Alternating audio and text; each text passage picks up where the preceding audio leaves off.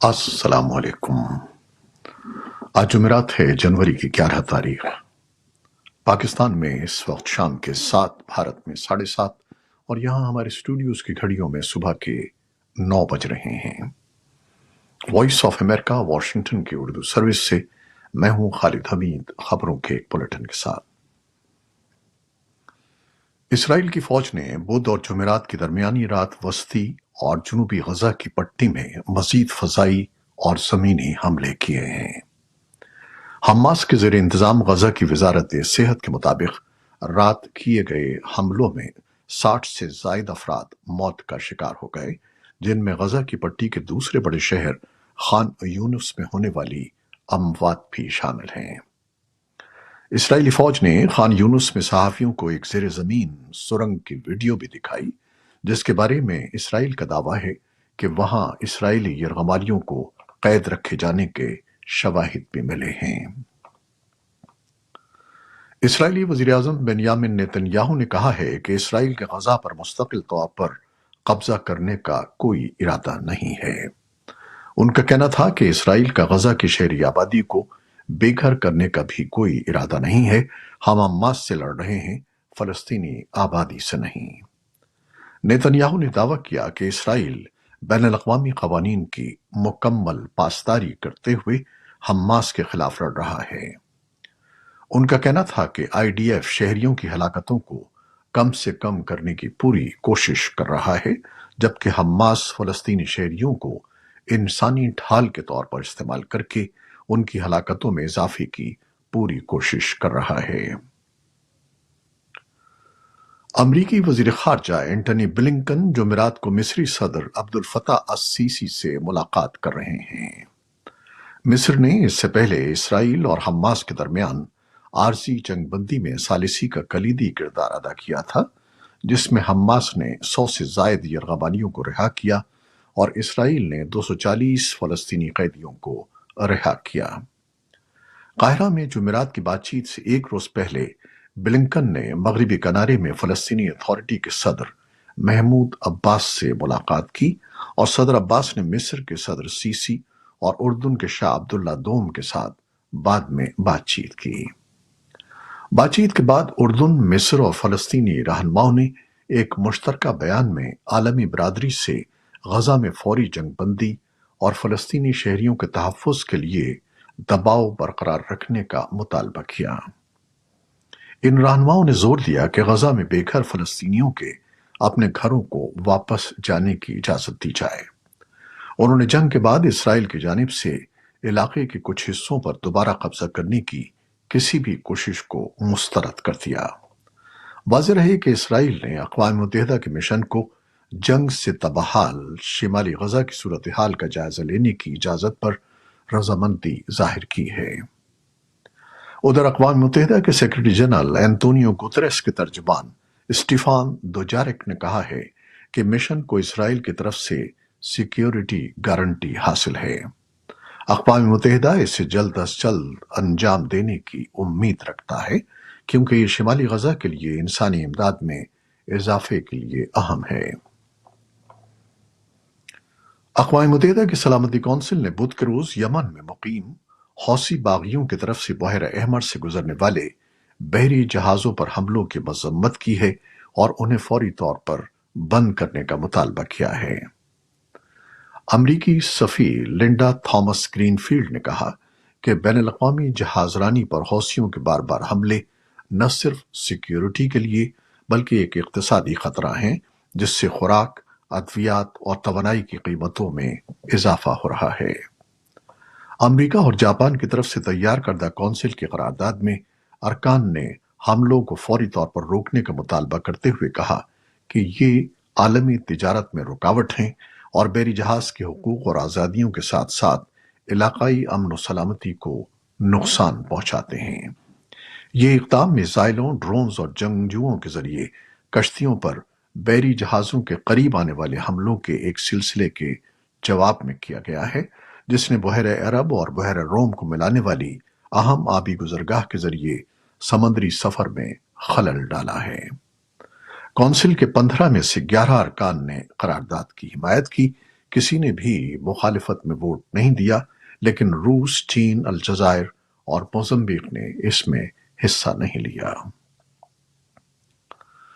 Holland کے دارالحکومت دی Hague میں عالمی عدالت انصاف جنوبی افریقہ کی جانب سے اسرائیل کے خلاف جنگی جرائم اور فلسطینیوں کی نسل کشی کے مقدمے کی سماعت آج سے شروع کر رہی ہے۔ اسرائیل اس دعوے کی سختی سے تردید کرتا ہے اور اس نے اپنے قانونی دفاع کے لیے چوٹی کے وکلاء کی ایک ٹیم تیار کی ہے۔ جنوبی افریقہ ابتدائی طور پر بین الاقوامی عدالت انصاف سے اس کیس میں غزہ کی پٹی میں اسرائیل کے فوجی حملے کو فوری طور پر معطل کرنے کا حکم دینے کا بھی مطالبہ کر رہا ہے، جسے حل ہونے میں برسوں لگ سکتے ہیں۔ یوکرین کے صدر ولادیمیر زیلنسکی نے کہا ہے کہ روس کی جانب سے یوکرین میں جاری جنگ میں کوئی وقفہ کیا گیا تو یہ صرف روس کے اپنے مفاد کے لیے ہوگا کہ وہ اپنی جنگی سامان کی سپلائی کو بڑھائے، اور زیلنسکی کے بقول ہمیں ختم کرتے۔ زیلنسکی نے، جو ایستونیا کے دورے پر ہیں، کہا کہ یوکرین کی سرزمین پر میدان جنگ میں ایک وقفہ جنگ کا خاتمہ نہیں ہوگا۔ انہوں نے کہا کہ یہ روسی فیڈریشن یا کسی اور کے ساتھ سیاسی بات چیت کا باعث نہیں بنے گا۔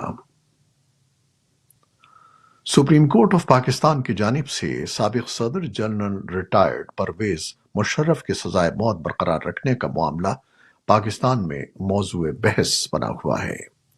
بعض حلقے سزا برقرار رکھنے کے فیصلے کی حمایت، جبکہ بعض اس کی مخالفت کر رہے ہیں۔ بعض ماہرین کا کہنا ہے کہ اس فیصلے کو برقرار رکھنے سے پاکستان میں آئین شکنی کا راستہ بند ہو سکتا ہے۔ بعض مبصرین کہتے ہیں کہ سابق صدر پرویز مشرف وفات پا چکے ہیں۔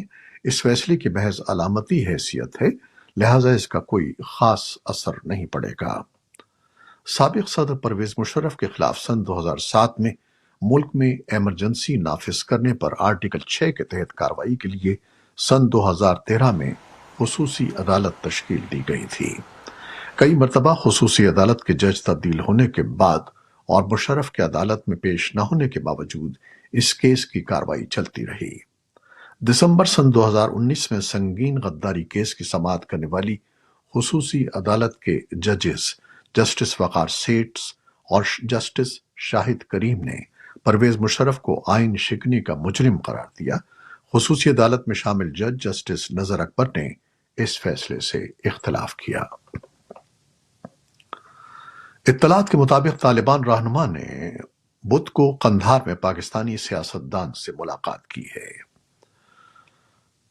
لیکن طالبان حکومت نے افغانستان کے مقامی میڈیا میں بڑے پیمانے پر شائع ہونے والی ان رپورٹوں کو نہ تو مسترد کیا ہے اور نہ ہی ان کی تصدیق کی ہے۔